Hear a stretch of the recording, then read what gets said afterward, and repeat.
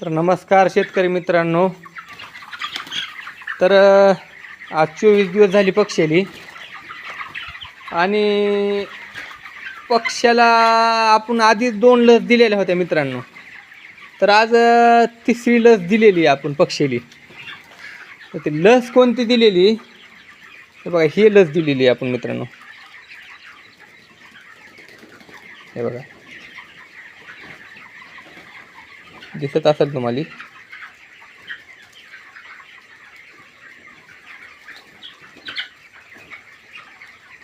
ही लस दिलेली पक्षाली आपण. आणि पाणी शुद्धीकरणासाठी आपण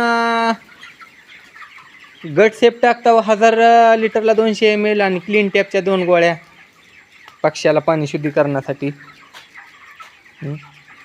तर आज आले ते सुपरवायझर, वजन केले.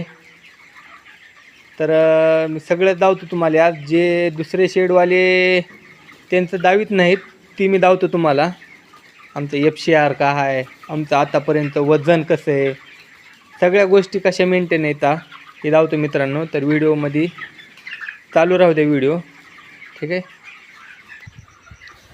तर मित्रांनो 24 दिवस अखेर आपलं वजन बघा 1190 ग्राम आहे. 24 दिवस 1190 ग्रॅम आहे. आपलं FCR बघा 1.26, कंपनीचा 1.26, त्याच्यामुळे FCR आपला मेंटेन आहे. वजन 1190 ग्राम आहे बघा.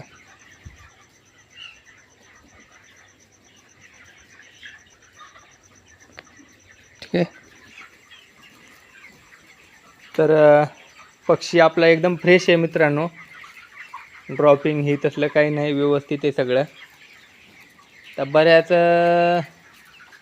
शेतकरी मित्रांचे कमेंट आले की बाबा किती शेडला खर्च आलेला आहे आता.